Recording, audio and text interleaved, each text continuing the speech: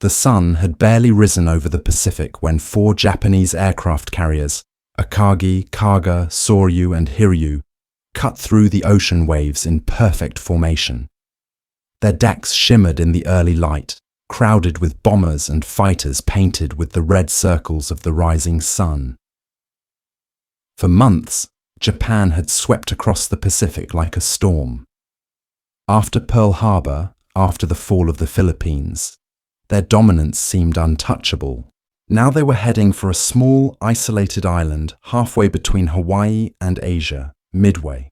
The Japanese plan was bold. They wanted to lure out the remaining American carriers, destroy them, and seize Midway as an airbase. From there, Japan could strike deeper into the Pacific and force the United States to negotiate peace. Admiral Isoroku Yamamoto, the architect of the Pearl Harbor attack, believed this battle would end the war before it could truly turn against them. But in an underground room in Pearl Harbor, a group of quiet, patient men had already ruined Yamamoto's perfect plan. American codebreakers had been listening. Day after day, they pored over intercepted Japanese transmissions, strings of numbers and meaningless phrases, until they finally broke the secret code known as JN-25. One clue stood out, a location the Japanese called AF. They kept mentioning it, but no one knew what AF meant. Commander Joseph Rochefort, head of the code-breaking team, made a risky suggestion. The base at Midway would send an open message claiming that its water purification system had failed. A few hours later, a Japanese message was intercepted. AF is short on water. That was the confirmation Rochefort needed. AF was Midway. The moment that message reached Admiral Chester Nimitz, the calm and sharp-minded commander of the Pacific Fleet, he understood the opportunity before him. Japan thought it was setting a trap, but in truth, it was walking into one.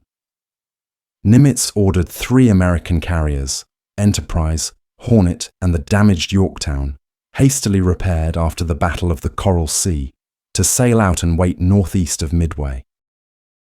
As the American task force moved into position, the men aboard the carriers were tense but determined. They had seen defeat after defeat since Pearl Harbor, but this time things felt different. They knew the Japanese were coming, and they were ready. Meanwhile, on the decks of the Japanese carriers, confidence filled the air. Pilots joked with each other as mechanics checked the bolts on their Aichi D-3A Val dive bombers and Nakajima B-5N torpedo planes. Officers walked briskly along the flight decks, unaware that American carriers were already at sea, waiting for them. The Japanese believed that the American fleet had been crippled, that it would take months before it could fight again. The truth would hit them like a thunderclap. On the night of June 3rd, as the fleets crept closer to one another, a Catalina patrol plane from Midway spotted the approaching Japanese invasion force. The radio crackled. Many enemy ships sighted. At Midway base, sirens wailed and searchlights swept the sea. The Marines there, outnumbered, isolated, but fiercely determined, manned their guns. They knew they wouldn't be the main target. Midway was bait. At dawn on June 4th, Japanese carrier aircraft took off in perfect order. 72 bombers and 36 fighters roared into the sky, heading straight for Midway. On the island below, American pilots scrambled to their planes. Some flew out to meet the attackers, while others stayed to protect the island's airstrips. As the sun climbed higher, black dots appeared on the horizon. The first bombs fell moments later. Explosions tore through the sand and coral, sending plumes of smoke high into the air. Hangars burned, oil tanks erupted, and the defenders fired wildly into the sky. Despite the destruction, Midway still stood. The Japanese commander in charge of the airstrike, Lieutenant Tominaga, radioed back to the fleet. Midway not destroyed. Second attack required. That message changed everything. On the carriers below, Japanese flight decks were crowded with returning aircraft and rearming crews. Mechanics rushed to replace torpedoes with land bombs for a second strike on Midway. Ammunition, fuel hoses, and armed bombs littered the decks, a dangerous mix. It was then that lookouts shouted an alarm. Enemy aircraft, American bombers, were approaching from the northeast. The first waves of American torpedo planes came in low, flying barely above the waves. Their mission was desperate, to hit the Japanese carriers before they could launch again. They were met with a wall of Japanese Zero fighters. The sky became chaos, smoke, tracer fire, and burning planes crashing into the ocean. Nearly every American torpedo bomber was shot down. The sea was littered with wreckage, but their sacrifice would change the battle. While the Japanese fighters chased the low-flying torpedo planes, no one noticed a second group of American planes high above the clouds, dive bombers from the carriers Enterprise and Yorktown.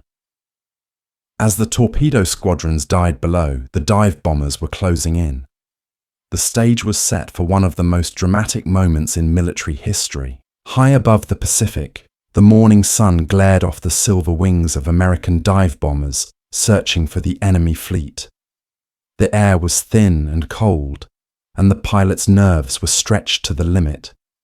They had been flying for hours, scanning the endless blue for any sign of ships. Many were low on fuel. Some had already turned back. But then, just before 10:20 a.m., a glint appeared far below, a formation of ships, tiny specks in the vast ocean.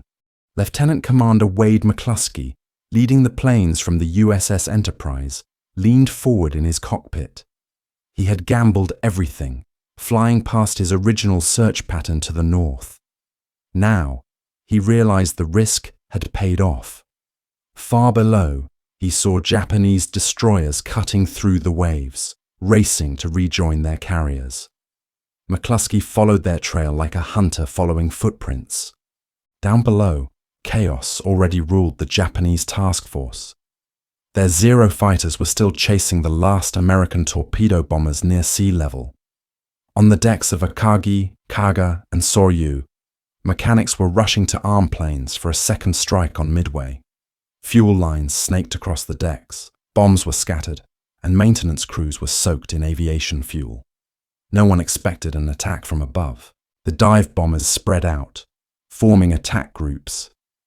As the first planes rolled into their dives, the sky suddenly filled with the thunder of engines and the whistle of falling aircraft. From over 14,000 feet, the dauntless bombers plunged almost straight down. The pilots could see every detail of the ships below, the red circles painted on the decks, the men running for cover, the rising white wakes of the carriers. The first target was Kaga. The lead pilot, Lieutenant Richard Best, locked onto the huge carrier and released his bomb at just 2,500 feet before pulling up hard. A second later, a blinding explosion tore through the ship. Flames raced across the deck, igniting fuel and ordnance. Within moments, Kaga was engulfed in fire. Nearby, another group of dive bombers descended on Akagi, the flagship of the Japanese fleet. A single bomb struck near the midsection, penetrating the hangar deck and setting off a chain reaction. Armed aircraft exploded like firecrackers. Smoke poured out of the carrier's bow, black and thick. On the command bridge, officers shouted orders, but it was already too late. The carrier was dying. A third wave of dive bombers from the Yorktown found Sōryū. 3 direct hits ripped through her deck. Within minutes, she too was burning uncontrollably. In the span of just 5 minutes, the might of Japan's carrier strike force, the same one that had attacked Pearl Harbor, was reduced to wreckage. The surviving Japanese sailors fought desperately to contain the inferno. Some tried to push bombs and torpedoes overboard before they detonated. Others jumped into the ocean as the heat became unbearable. Ships around the burning carriers turned to rescue survivors, but the scene was pure chaos. The pride of Japan's navy was burning in front of their eyes. From above, the American pilots could see columns of black smoke rising thousands of feet into the sky. The radio chatter filled with disbelief. They had done it. After months of defeat and retreat, the US Navy had struck back with devastating precision. But the battle wasn't over yet. The Japanese still had one operational carrier left, the Hiryū. Commanded by the determined Rear Admiral Tamon Yamaguchi, Hiryū launched 2 swift counterattacks that afternoon. Her first wave found the Yorktown. The American carrier's radar detected the incoming planes, and the crew scrambled to prepare. Anti-aircraft guns opened fire as Japanese dive bombers came screaming down. Bombs tore through Yorktown's flight deck, shaking the entire ship. Fires spread quickly. Despite the damage, the crew fought back heroically, repairing systems, sealing compartments, and getting the ship moving again within an hour. The damage seemed under control, but Hiryū's second wave arrived soon after. This time, Japanese torpedo planes approached low and fast. 2 torpedoes slammed into Yorktown's hull, flooding her engine rooms and knocking out power. The ship listed sharply to port. By late afternoon, Yorktown was dead in the water. The crew reluctantly abandoned her, transferring to nearby destroyers. Captain Elliot Buckmaster looked back at his ship, still afloat but silent, and whispered, "She's done all a ship can do." While the Japanese celebrated the apparent sinking of Yorktown, American reconnaissance planes were already searching for the last enemy carrier. Late that day, a scout from the Enterprise spotted Hiryū, still launching planes but heavily exposed. The message went out: target located. As the sun began to sink toward the horizon, another squadron of American dive bombers roared toward the last Japanese carrier. They found her just before sunset. The dive bombers attacked from 2 directions, diving steeply and releasing their bombs one after another. Explosions tore through Hiryū's flight deck, setting her ablaze. The flames spread uncontrollably as fuel and ammunition ignited. By nightfall, Hiryū was a floating inferno, her crew abandoning ship. Admiral Yamaguchi, refusing to leave his vessel, saluted his men and went down with the ship. As darkness fell over the Pacific, the sea was covered with burning oil, drifting debris, and the faint glow of dying fires. 4 Japanese carriers, Akagi, Kaga, Sōryū, and Hiryū, were gone. The Imperial Navy's most powerful strike force had been annihilated in a single day. The Americans had lost 1 carrier, but they had saved the Pacific. The balance of power had shifted forever. The Japanese fleet turned away, stunned and broken. The victory at Midway was complete. But for the men who had fought in the skies and on the decks, it was not a moment of celebration. It was exhaustion, disbelief, and quiet grief for friends who would never return. The ocean was calm again that night, as if nothing had happened. But history had changed. The tide of war was turning, and for the first time, Japan was on the defensive. When dawn broke over the Pacific on June 5, 1942, the sea was eerily quiet. Smoke still lingered on the horizon where the Japanese carriers had burned through the night. The once proud Akagi, Kaga, and Sōryū had slipped beneath the waves, leaving only scattered debris, lifeboats, and oil slicks drifting in the current. For the sailors of the Imperial Japanese Navy, it was a nightmare beyond belief. Just yesterday, they had commanded the most feared carrier fleet in the world. Now, 3 of their ships lay at the bottom of the ocean, and the 4th, Hiryū, was burning to death. When dawn broke over the Pacific on June 5, 1942, the sea was eerily quiet. Smoke still lingered on the horizon where the Japanese carriers had burned through the night. The once proud Akagi, Kaga, and Sōryū had slipped beneath the waves, leaving only scattered debris, lifeboats, and oil slicks drifting in the current. For the sailors of the Imperial Japanese Navy, it was a nightmare beyond belief. Just yesterday, they had commanded the most feared carrier fleet in the world. Now, 3 of their ships lay at the bottom of the ocean, and the 4th, Hiryū, was burning to death. American reconnaissance aircraft flew cautiously over the wreckage, their pilots stunned by the destruction they saw below. The ocean was covered in twisted metal and floating bodies. Flames still flickered on the surface where fuel burned in long, oily streaks. It was a sight that no one on either side would ever forget. Aboard the cruiser Nagumo, Japanese officers gathered around Admiral Chuichi Nagumo, the man who had once led the Pearl Harbor attack. His face was pale, his eyes hollow. He had lost 4 of his carriers and most of his veteran pilots in less than 24 hours. The greatest naval air arm Japan had ever assembled was gone. There were no words that could soften the blow. Across the ocean, Admiral Chester Nimitz received the first reports of victory at Pearl Harbor's Pacific Fleet headquarters. He listened in silence as his staff read the intercepted Japanese radio messages, each confirming another carrier destroyed. When the report ended, Nimitz removed his glasses, took a deep breath, and simply said, "Well done, boys. Well done." For the American Navy, Midway was more than just a victory. It was redemption. Only 6 months earlier, their fleet had been shattered at Pearl Harbor. Now, the same enemy that once seemed unstoppable was in full retreat. Yet the cost of victory was heavy. The Yorktown, though still afloat after the previous day's battle, was barely alive. Salvage crews worked tirelessly to tow her back toward Hawaii, but she was doomed.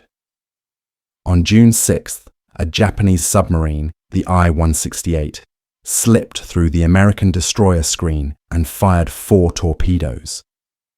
2 of them struck Yorktown squarely, the 3rd hitting a nearby destroyer. The great ship rolled slowly onto her side. Captain Buckmaster gave the final order to abandon ship. Hours later, as the sun set behind a calm ocean, the Yorktown's bow rose briefly out of the water, and she slipped beneath the waves. The crew watched in silence, many of them with tears in their eyes. She had fought bravely in 2 major battles, Coral Sea and Midway, and had earned her place in history.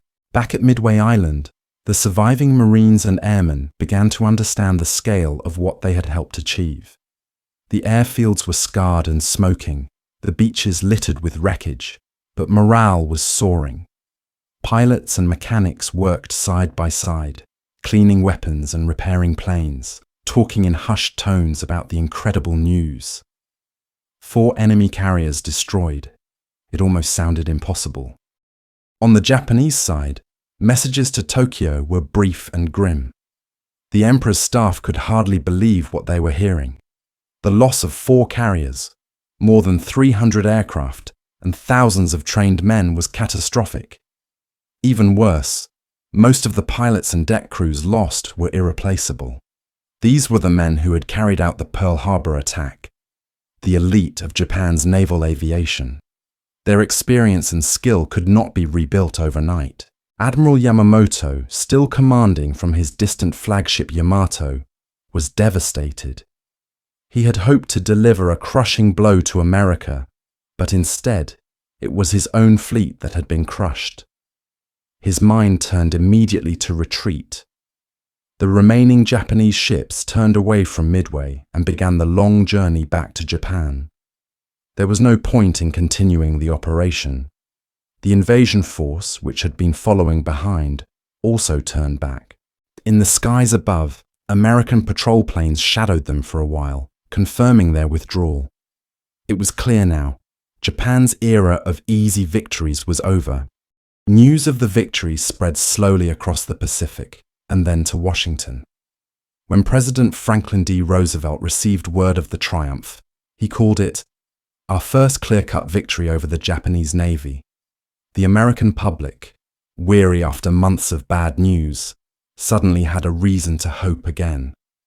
Newspapers printed headlines in bold letters. Japanese carriers sunk at Midway, US strikes back. For the men who fought there, though, the celebration was quiet. They had seen too much death to feel joy. Many of the American pilots who had flown at Midway never returned. Squadrons that had taken off with 30 planes sometimes came back with 5. But their sacrifice had not been in vain. In the following days, the Pacific began to calm once more. The survivors of both navies drifted in lifeboats, waiting to be rescued. Japanese sailors, covered in oil, clung to pieces of wreckage, staring blankly at the horizon. American destroyers picked up dozens of them, though most were silent, stunned by defeat. The victory at Midway was not just a battle won, it was a turning point. Japan would never again take the offensive in the Pacific. From this moment onward, the United States would push forward, island by island, reclaiming what had been lost. But no one could yet imagine how long and brutal that road would be. For now, all they knew was that the balance of power had shifted. The Pacific, once dominated by Japan, now belonged to neither side. It was a battlefield reborn. The ocean that had witnessed so much death now lay still, reflecting the red glow of the setting sun. Beneath those waters rested 4 great ships and thousands of men who had believed they would never be defeated. The Battle of Midway was over, but the war was far from finished. The Battle of Midway ended in just a few days, but its consequences would echo for the rest of the war. The Pacific Ocean, once a symbol of Japan's unstoppable power, was now the graveyard of its pride. 4 of its best aircraft carriers, Akagi, Kaga, Sōryū, and Hiryū, lay silent beneath the waves, along with over 3,000 sailors and hundreds of Japan's finest aviators. For the first time since 1937, when Japan began its string of conquests across Asia and the Pacific, the rising sun had started to set. In Tokyo, the news arrived like a thunderclap. At first, government officials tried to hide the extent of the disaster. Newspapers reported that Japan had inflicted heavy losses on the Americans, claiming victory. But among the military leadership, there was no illusion left. The blow was not just physical, it was psychological. The Imperial Navy had always seen itself as invincible, guided by the Bushido spirit, believing that training, discipline, and courage would always overcome the enemy's numbers. But at Midway, they faced something they hadn't expected, an enemy that had learned, adapted, and struck back with precision. Admiral Yamamoto, aboard his flagship Yamato, sat in silence after hearing the full report. He was a man who had predicted the outcome years before. "I can run wild for 6 months," he had warned before the war began. "After that, I have no expectation of success." Midway took place almost exactly 6 months after Pearl Harbor. His prophecy had come true. Meanwhile, on the other side of the ocean, the mood was completely different. In Pearl Harbor, American sailors and mechanics gathered on the docks, listening as radio broadcasts confirmed what few dared to believe. The same fleet that had been humiliated in December 1941 had now struck a decisive blow. Cheers erupted across ships and bases. For many, it felt like redemption. Admiral Chester W. Nimitz, usually calm and reserved, allowed himself a small smile. In a message to his commanders, he wrote, "Pearl Harbor has been avenged." But for the men who fought the battle, celebration felt complicated. The pilots who had attacked the Japanese carriers had seen their friends burned alive, their planes shredded by anti-aircraft fire. The victory had come at a high cost. Entire squadrons of torpedo bombers had been wiped out to pave the way for the dive bombers' success. At Midway Island, the airmen and marines walked across the battered airstrip, stepping over craters and broken wreckage. They had held their ground against overwhelming odds. Many of them didn't yet realize how crucial their role had been, how their desperate defense had delayed the Japanese long enough for the American carriers to strike. Over the following weeks, the United States worked quickly to capitalize on the victory. Shipyards in California and the East Coast worked around the clock, building new carriers, planes, and submarines. Training programs expanded rapidly. The US Navy was learning how to fight a new kind of war, a war where carriers, not battleships, would decide the future. In contrast, Japan's recovery was slow and painful. The Imperial Navy tried to rebuild, but it could never replace the hundreds of skilled pilots lost at Midway. Training new aviators took years, and by the time they graduated, American air power had already grown too strong. The balance of power in the Pacific had shifted permanently. Strategically, Midway marked the beginning of Japan's decline. From that point forward, Japan was forced onto the defensive. No longer could it launch grand offensives across the Pacific. Instead, it had to defend an ever-shrinking empire against a relentless American advance. 6 months after Midway, American forces landed in the Solomon Islands, beginning the brutal campaign for Guadalcanal. The lessons learned at Midway would guide every operation that followed. Carrier warfare became the new doctrine. Control of the sea now meant control of the skies. In Washington, President Franklin D. Roosevelt addressed the nation. He called Midway a turning point in our struggle for freedom in the Pacific. For the first time, Americans believed that victory was possible, not just survival. And for the families of the men who had fallen at Midway, that belief gave their loss meaning. Letters from the Navy arrived across the country, simple, somber messages that began with the same words. The Navy Department deeply regrets to inform you. Historians later called Midway the most stunning and decisive blow in the history of naval warfare. In just one battle, Japan's naval supremacy had been shattered. From then on, every island, every sea, every sky battle in the Pacific would move westward, toward Tokyo. The battle also transformed how wars would be fought forever. It proved that aircraft carriers were now the kings of the ocean. Battleships, the pride of every navy for centuries, had become obsolete. Air power ruled the waves. Years later, when survivors from both sides met again in peace, many of them spoke about Midway with quiet respect. They remembered the courage, the fear, and the chaos. Some of the Japanese officers admitted that the Americans' courage had astonished them. One veteran said, "At Midway, we lost more than ships. We lost our belief that we could not be defeated."